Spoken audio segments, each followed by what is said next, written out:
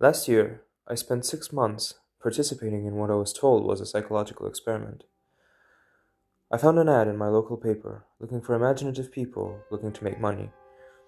And since it was the only ad that week that I was remotely qualified for, I gave them a call and we arranged an interview. They told me that all I would have to do is stay in a room alone with sensors attached to my head to read my brain activity, and while I was there, I would visualize a double of myself. They called it my Tulpa. It seemed easy enough, and I agreed to do it as soon as they told me how much I would be paid. And the next day I began. They brought me to a simple room and gave me a bed, then attached sensors to my head and hooked them into a little black box on the table beside me. They talked me through the process of visualizing my double again and explained that if I got bored or restless, instead of moving around, I should visualize my double moving around, or try to interact with him, and so on. The idea was to keep him with me the entire time I was in the room. I had trouble with it for the first few days. It was more controlled than any sort of daydreaming I've ever done before. I'd imagine my double for a few minutes, then grow distracted, but by the fourth day, I could manage to keep him present for the entire 6 hours. They told me I was doing very well. The second week, they gave me a different room with wall-mounted speakers. They told me they wanted to see if I could keep the Tulpa with me in spite of the distracting stimuli. The music was discordant, ugly, and unsettling, and it made the process a little more difficult, but I managed nonetheless. The next week, they played even more unsettling music, punctuated with shrieks, feedback loops, what sounded like an old school modem dialing up, and guttural voices speaking some foreign language. I just laughed it off. I was a real pro by then. After about a month, I started to get bored. To liven things up, I started interacting with my doppelganger. We'd have conversations or play rock, paper, scissors, or I'd imagine him juggling or breakdancing or whatever caught my fancy. I asked the researchers if my foolishness would adversely affect their study, but they encouraged me. So we played and communicated. That was fun for a while. And then it got a little strange. I was telling him about my first date one day, and he corrected me. I'd said my date was wearing a yellow top, and he told me it was a green one. I thought about it for a second, and I realized he was right. It creeped me out, and after my shift that day, I talked to the researchers about it. You're using the thought form to access your subconscious, they explained.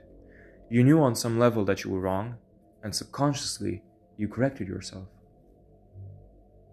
What had been creepy was suddenly cool. I was talking to my subconscious. It took some practice, but I found that I could question my tulpa and access all sorts of memories. I could make it quote whole pages of books I'd read once, years before, or things I was taught and immediately forgot in high school. It was awesome. That was around the time I started calling up my double outside of the research center. Not often at first, but I was so used to imagining him by now that it almost seemed odd not to see him. So whenever I was bored, I'd visualize my double. Eventually, I started doing it almost all the time. It was amusing to take him along like an invisible friend. I imagined him when I was hanging out with friends or visiting my mom. I even brought him along on a date once. I didn't need to speak aloud to him, so I was able to carry out conversations with him, and no one was the wiser. I know that sounds strange, but it was fun. Not only was he a walking repository of everything I knew and everything I had forgotten, but he also seemed more in touch with me than I was at times. He had an uncanny grasp of the minutiae of the body language that I didn't even realize I was picking up on. For example, I thought the date I brought him along on was going badly, but he pointed out how she was laughing a little too hard at my jokes and leaning towards me as I spoke, and a bunch of other subtle clues I wasn't consciously picking up on. I listened, and let's just say that date went very well. By the time I'd been at the research center for 4 months, he was with me constantly. The researchers approached me one day after my shift and asked me if I'd stopped visualizing him. I denied it, and they seemed pleased.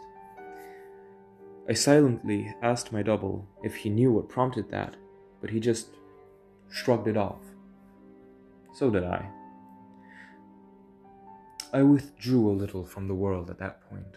I was having trouble relating to people.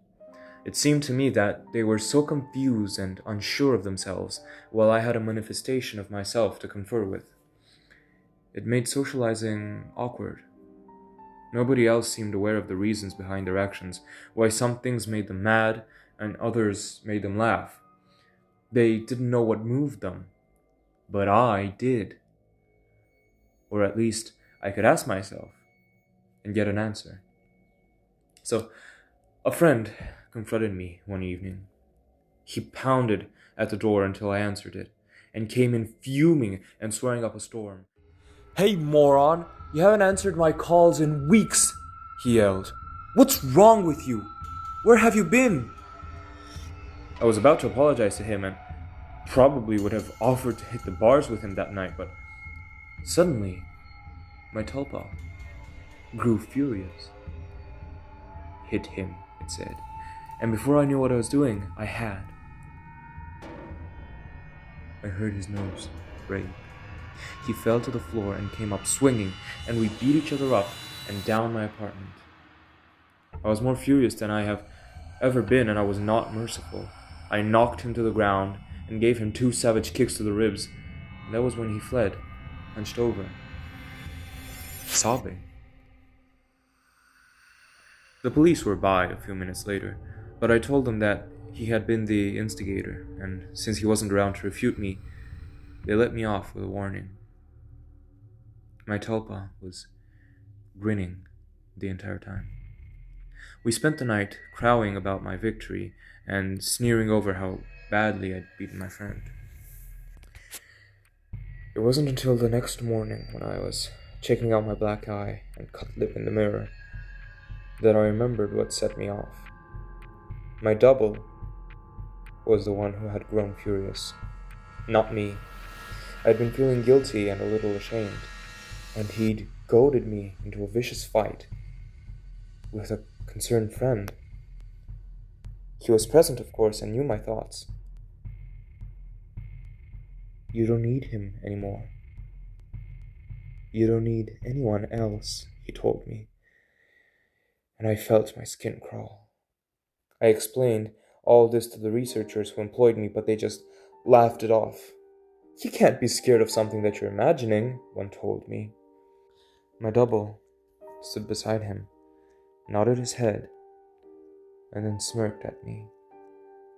I tried to take their words to heart, but over the next few days I found myself growing more and more anxious around my Tulpa, and it seemed that he was changing. He looked taller and more menacing, his eyes twinkled with mischief, and I saw malice in his constant smile. No job was worth losing my mind over, I decided. I was so used to him at that point that visualizing him was an automatic process, so I started trying my best to not visualize him. It took a few days, but it started to work somewhat. I could get rid of him for a few hours at a time, but every time he came back, he seemed worse. His skin seemed ashen, his teeth more pointed. He hissed and gibbered and threatened and swore. The discordant music I'd been listening to for months seemed to accompany him everywhere. Even when I was home, I'd relax and slip up, no longer concentrating on not seeing him. And there he'd be, and that howling noise with him. I was still visiting the research center and spending my 6 hours there. I needed the money, and I thought they weren't aware that I was now actively not visualizing my tulpa. And I was wrong. After my shift one day, about 5.5 months in, two impressively men grabbed and restrained me, and someone in a lab coat jabbed a hypodermic needle into me. I woke up from my stupor back into the room, strapped into the bed, music blaring, with my doppelganger standing over me, cackling. He hardly looked human anymore. His features were twisted, his eyes were sunken in their sockets and filmed over like a corpse's. He was much taller than me, but hunched over, his hands twisted, and the fingernails were like talons. He was horrifying. I tried to will him away, but I just couldn't seem to concentrate. He giggled and tapped the IV in my arm. I thrashed in my restraints as best as I could, but could hardly move at all. They're pumping you full of good stuff, I think. How's the mind? All fuzzy? He leaned closer and closer as he spoke. I gagged. His breath smelled like spoiled meat. I tried to focus, but I couldn't banish him. The next few weeks were terrible. Every so often, someone in a doctor's coat would come in and inject me with something or force-feed me a pill. They kept me dizzy and unfocused and sometimes left me hallucinating or delusional. My thought form was still present and constantly mocking. He interacted with or perhaps caused my delusions. I don't know. I hallucinated that my mother was there scolding me, and then he cut her throat and her blood showered me. It was so real that I could taste it. The doctors never spoke to me. I begged, at times screamed, hurled invectives, demanded answers. They never spoke to me. They may have talked to my Tulpa, my personal monster, I'm not sure. I was so doped and confused that it may have just been more delusion, but I remember them talking with him. I grew convinced that he was the real one and I was the thought form. He encouraged that line of thought at times, mocked me at others.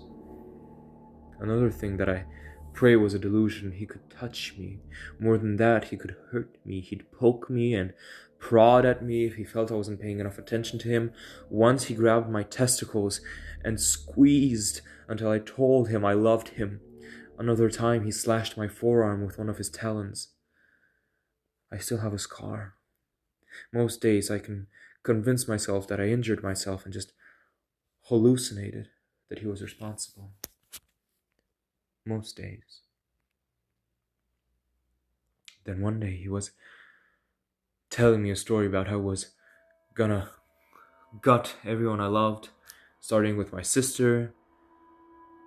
But then he paused. A querulous look crossed his face and reached out and touched my head, like my mother used to when I was feverish. He stayed still for a long moment, and then he smiled. All thoughts are creative, he told me. Then he walked out the door. 3 hours later, I was given an injection and passed out. I woke unrestrained, shaking. I made my way to the door, and I found it unlocked. I walked out into the empty hallway and then ran. I stumbled more than once, but I made it down to the stairs and out into the lot behind the building. There I collapsed, weeping like a child. I knew I had to keep moving, but I couldn't manage it. I got home eventually. I don't remember how. I locked the door, shoved a dresser against it, took a long shower, and slept for a day and a half. Nobody came for me in the night, and nobody came the next day or the one after that. It was over. I'd spent a week locked in that room, but it felt like a century.